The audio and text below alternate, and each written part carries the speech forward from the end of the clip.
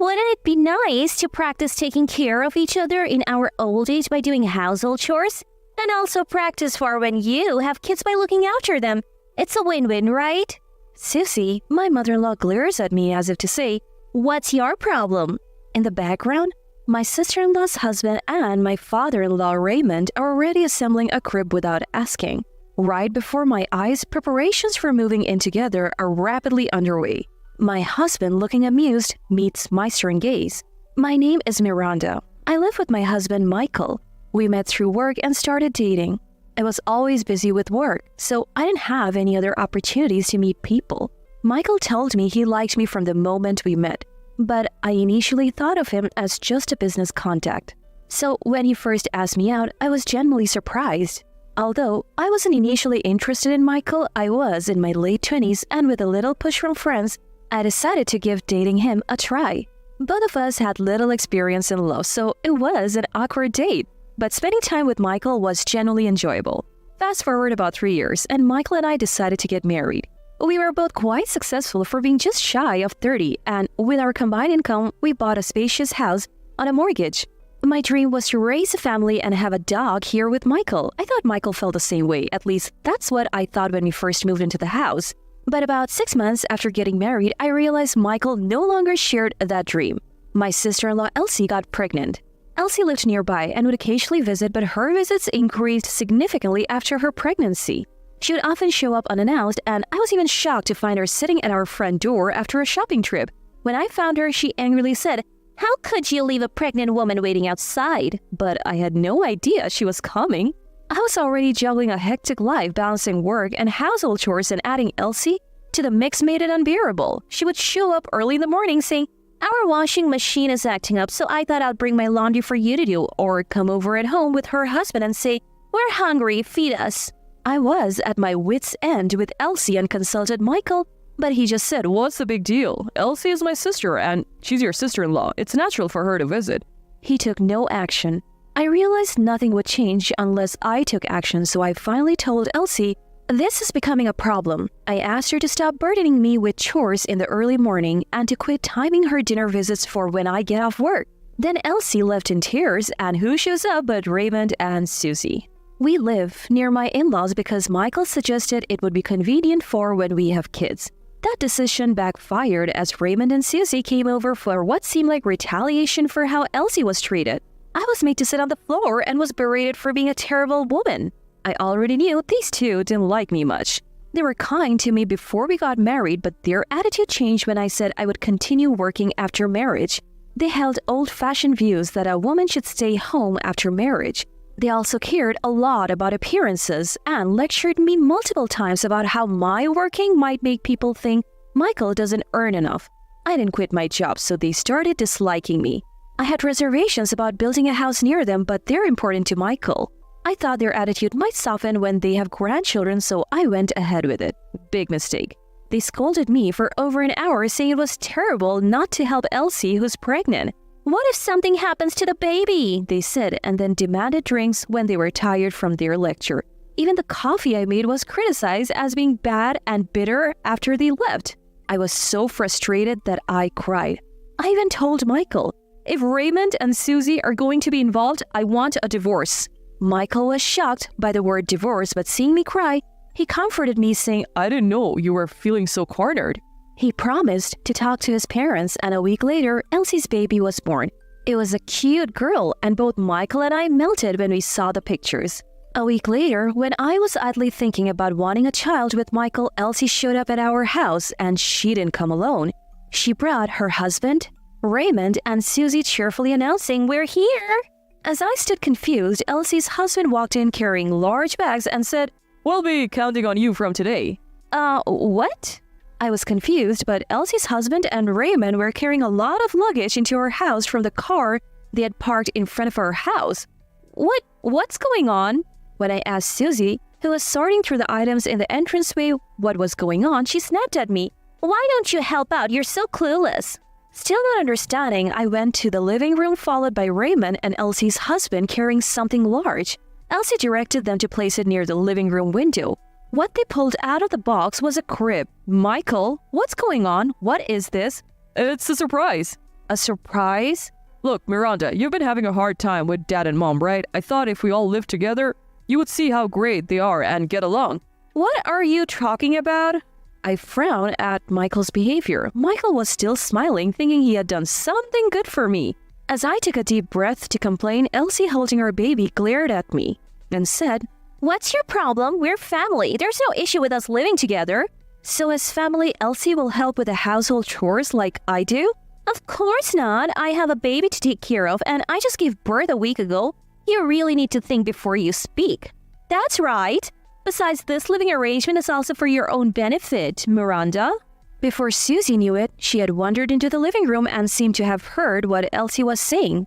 Agreeing to Elsie's baffling remarks, Susie started to say even more incomprehensible things. Miranda, we'll have to take care of each other in our old age, and if a child comes along, we'll naturally have to raise it. That's why we agreed to Michael's suggestion to live together as practice for all that. What?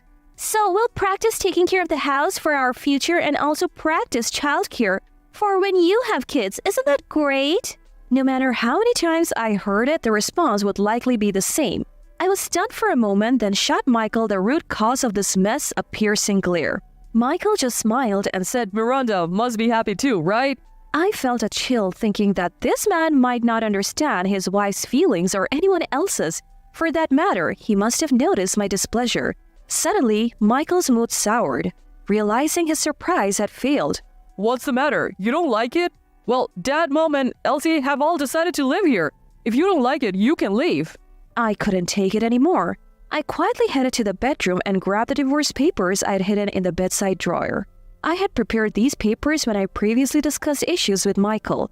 I never thought I would actually use them, but their time has come. I returned to the living room and handed Michael the divorce papers. I'm leaving. I calmly made my declaration and began to prepare to leave, pulling out a large suitcase I had stored in the closet. At first, Michael was saying things like, Why? I did this for you, Miranda. But when he saw I was ignoring him, he filled in the blanks on the divorce papers and handed them back to me without a word. I took them silently and put them in my bag. While I was packing, Raymond, Susie, and Elsie mocked me, saying, Did Michael dump you? But the truth is, I'm the one who's leaving him. The ones who would be in trouble once I left were definitely Michael and his family. Convinced of this, I packed everything I needed into my suitcase and took refuge at a friend's house for a while. I couldn't impose on my friend forever, so I immediately started looking for a new place to live. I found a promising place near my work, and it took about a month to move out. During that time, there was no contact from Michael. I didn't care, as it was only natural since we were divorced. But just as I had finished moving, I got a call from Michael. When I picked up the phone, thinking Michael might have forgotten something, he blurted out, Help me. According to Michael, things at his home had gone from bad to worse. The constant crying of a baby had left everyone sleep-deprived, and fights were breaking out due to the tension. Michael and his family all disliked and were bad at housework, leading to more arguments about who should do what. As a result, chores piled up, garbage and dirty dishes accumulated, and flies began to infest the house. Moreover, Michael admitted he hadn't thought about finances and was now in a tight spot. I can't pay off the mortgage on my own. The only ones working in Michael's household were Michael and Elsie's husband. But soon after moving in, Elsie and her husband had a huge fight, leading to their divorce and departure. Just like us, as a result, Michael was left to pay the mortgage originally intended to be split between the two of us. Supporting Raymond, Susie, Elsie, and Elsie's baby while paying off the mortgage would be tough. I was surprised to hear about Elsie's husband leaving, but I had always known Michael would eventually struggle with the mortgage.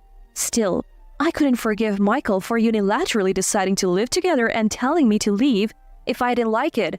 Where are you now? Things are really bad here. Dad and Mom are getting sick and Elsie isn't helping with anything. She even takes money from my wallet. Do you think calling me back will solve your problems? I don't understand why you think my return would fix anything. You're not just trying to use me as a housekeeper to lighten your load, are you? When I said this sarcastically, Michael fell silent. I wanted to live happily with you in that house. You're the one who ruined it. I don't need to see it to know you're struggling. With parents and a sister like that, it must be tough. But you chose this, so you'll have to deal with it. Dad, Mom, and Elsie are more than just selfish. It's fine. You said it yourself. Living together might make everyone get along. Michael had decided to move in together as a surprise to make me, Raymond, Susie, and Elsie get along. When I reminded him of this, he hesitated and said, Well, "Anyway, we're divorced now, so it's none of my business. Good luck with the housework for your future caregiving and the childcare practice for when you have a new wife and kids." With that, I hung up and blocked Michael's number. I later heard about what happened to Michael and his family from a friend who had supported me during our marriage and provided a refuge during our divorce. This friend worked with Michael and had grown up in the same town, so they were in the loop. Michael continued to live in the house we had built, but the neighbors had a poor opinion of him. The constant crying of the baby and the insect-infested garbage-filled house had earned him their disdain. Raymond and Susie were in poor health, frequently going in and out of the hospital. Michael was taking care of them while also raising Elsie's child. Elsie apparently found a new boyfriend and left the house, neglecting her own child in the process. When she returned, she was pregnant, and it turned out her new lover was already married. Even Michael couldn't contain his anger at Elsie and kicked her out of the house. Elsie, who had been financially supporting her new boyfriend, was now in debt and working a demanding job that provided lodging just to make ends meet. While I was shocked at how far Michael's household had fallen, it felt like poetic justice. As for me, I also found a new love. But my boyfriend is a single man, not a married one. He's gentle and kind, and his occasional endearing blunders make him all the more lovable. He doesn't mind that I've been divorced and is willing to consider marriage at a pace that suits me, given my previous fears about it. So we decided to live together first and are now cohabiting in a new apartment. His parents are incredibly kind and have already decided to move into a care facility when they're older, so as not to be a burden on us. Our wish is not to trouble our children. If you and Miranda focus on your own happiness, that's all we could ask for," said my new mother-in-law, Sandra. Her words were so wonderful, I wished I could share them with Michael and his family. Recently, my boyfriend proposed to me and we plan to get married in a few months. This time, I truly believe this marriage will lead to my happiness.